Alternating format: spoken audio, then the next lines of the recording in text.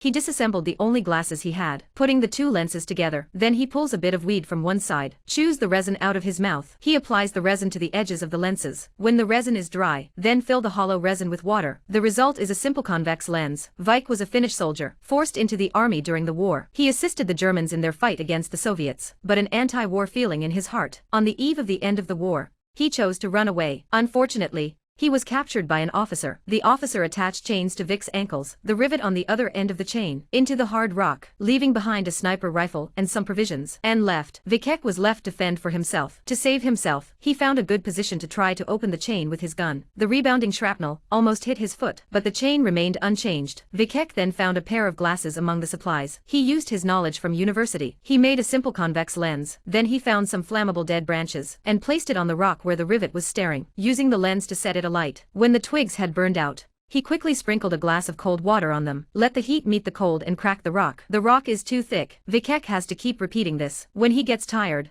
he sits down and eats a can, and so it goes on until the next morning. All the dead branches around him are exhausted. He got down on the ground and cut under the rocks. After 2 days of this, his water reserves are at the bottom, but the rivets were still in place, so he dismantled the cartridges. He collected all the gunpowder inside. Then he sprinkled the powder on the rivets. He piles the gravel around it. Then he set it alight with weeds. Then there was an explosion and a puff of white smoke. The rivet was already exposed, but it's still firmly in place on the rock. Vic has no choice but to, using the strap on his gun, he hauls up a boulder from below. He stands on the rock, holding the rock and slamming it against the rivet. Until nightfall, Vic yanked on the chain. With all his strength he pulled the rivet out. Free from his bonds, Vic stood on the rock and screamed with joy. Without rations, Vic has to set off in search of some supplies. As he walked on, he spotted a small hut and a woman ahead. The soldier raises his gun. A woman appears in the scope, but he doesn't pull the trigger, because he just wanted to remove the chains from his feet. Vic then walked towards the hut. He tried to ask the woman for help, only to find that they didn't speak each other's language. But after some descriptions and gestures, the woman understood what he was trying to do. She went inside to find him some tools.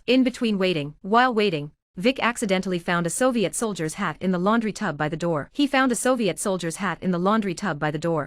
bad about it. He immediately opened the door and entered the house. He saw the man lying on the bed. Vic asked the woman whether he was wounded or sick. He even lifted the covers to check. It was then that Vic remembered. The other day when he was trapped on the rocks, saw a Soviet car blown up by a plane. One of the wounded men, it was this woman who had dragged him away. The man on the bed looked at the clothes on Vic's body. He called him a Nazi. Vic explained to himself he was a Finn, that he had been forced to volunteer to come here, and gestured to himself with his hands. He just wanted to get out of his chains and go home. The language is incomprehensible. The man on the bed couldn't understand what Vic was saying, just chanting, "He's a cuckoo like a condemned sniper." Although the three men don't understand each other's words, but it's good to know that they all understand. Introducing themselves, the man on the bed is Ivan. The woman's name was Anne. Vic realized that his presence was disturbing the room, so he followed Anne outside. He tried to find a tool to saw the chain, and said that he stank. Vic thought he was saying that there were too many mosquitoes. On the other hand, Ivan grabbed a knife. He hid it behind his back and came out of the house. He stabbed Vic when he wasn't looking. Vic instinctively kicked him away, but he didn't fight back. He tells Ivan out loud he was never a Nazi. He was bored with war. The war broke out when he was at university. He was forced to come here, although Ivan couldn't understand, but he could sense Vic did not mean any harm, so he did not continue his attack. And Vic didn't take it personally. He just sat back and continued to saw the chain. He then greeted Ivan warmly and welcomed him into the house for dinner. So there were 3 people from different countries, with different languages, and so,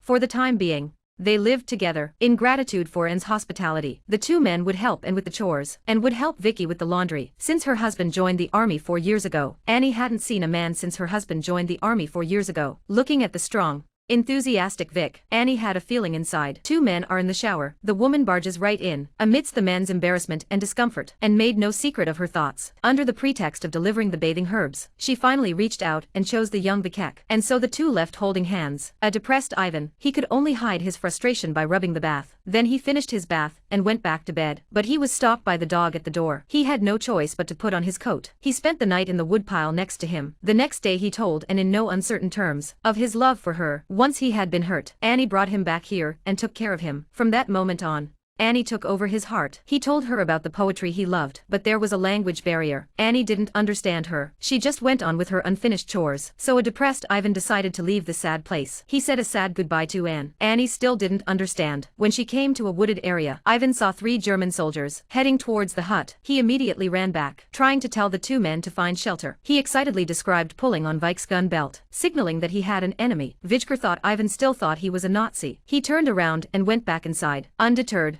Ivan followed him. Soon the 2 men were tugging and fighting outside the house. You say one thing, and I say another. Fortunately, Anne came out in time to stop them. If they had the strength to fight, they should come and help themselves to work. Although they didn't speak the same language, they seemed to understand. The 2 big men slunk away and followed. Luckily, the 3 Germans didn't come here. The 3 men went back to their comfortable lives here. One day the 3 men were working in the yard. Suddenly a plane flew low over them. Vike climbed up the ladder and looked through the scope, noticing something unusual. The 2 men quickly made their way to where the plane had crashed. All they saw were flyers scattered all over the place. And the dead pilot. Vicky saw what the leaflet said. Finland is out of the war. He was overjoyed, shouting to Ivan that they were no longer the enemy. And unaware Ivan found a pistol from the pilot. Thinking that Wijk was happy that the plane had crashed, he hid the pistol behind his back, looking at Vic with a cold face. And when he saw that Ivan didn't understand, so he tried to destroy the sniper rifle and tell him. But Ivan thought he was going to attack. He shot him. Vivek fell to the ground. He handed him the leaflet in his hand. Ivan then realized that he was in trouble. He rushed back to the cabin with Vivek in his arms, but by now Vivek was in a deep coma. His life was in danger, so Anne immediately started a fire, with a drum in her hand, and beat it in Vic's ear, using traditional witchcraft to invoke the spirit. By some miracle,